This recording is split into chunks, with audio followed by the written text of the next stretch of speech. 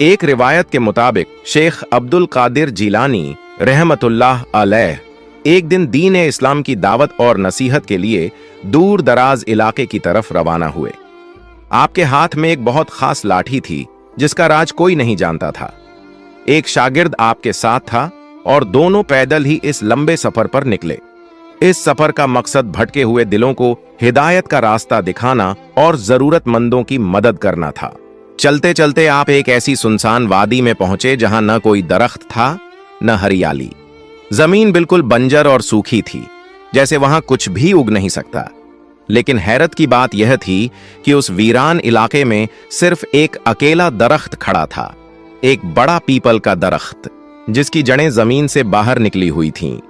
वह सूखा और बेजान लग रहा था, फिर भी गिरा नहीं था। उसके पास सूखी लकड़ियां भी पड़ी थीं, लेकिन वह मानो किसी मजबूत इंसान की तरह उसी जगह टिका हुआ था, पर कोई उसे हिला नहीं पाया।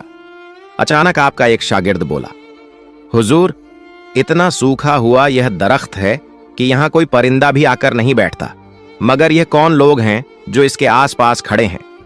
आपने देखा तो सचमुच वहां उसके चारों ओर कुछ हिंदू लोग दायरा बनाए खड़े थे।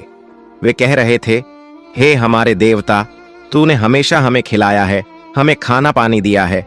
यह पूरी जमीन पहले हरी भरी थी, पर जब से तू नाराज हुआ है तब से सब उजड़ गया है।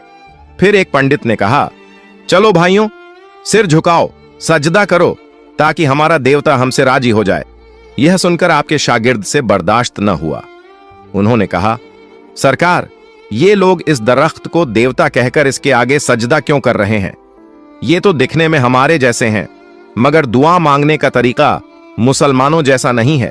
गौस से पाक रहमतुल्लाह अलैह ने फरमाया, ये हिंदू लोग हैं, आओ देखते हैं मामला क्या है।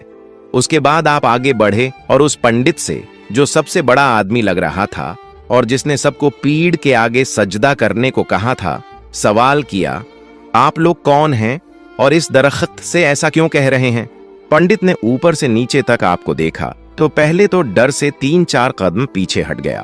जाहिर है ऐसी शख्सियत उसने पहले कभी नहीं देखी थी। चौड़ा सीना, ताकत से भरपूर, मर्दानगी का जीता जागता पैकर, रोशन पेशानी, बेहद खूबसूरत कपड़े। जब आप मुस्कुराकर सवाल करने लगे तो आपकी हसीन मुस्कान देखकर उसके दिल में और भी डर बैठ गया। अपने 80 साल के इल्म से वह समझ गया कि सामने खड़ी हुई हस्ती कोई मामूली नहीं है, बल्कि बहुत पहुंचे हुए बुजुर्ग हैं। लेकिन झुकने वाला तो वह भी नहीं था। अब खुद पर काबू पाकर फिर कदम संभाल कर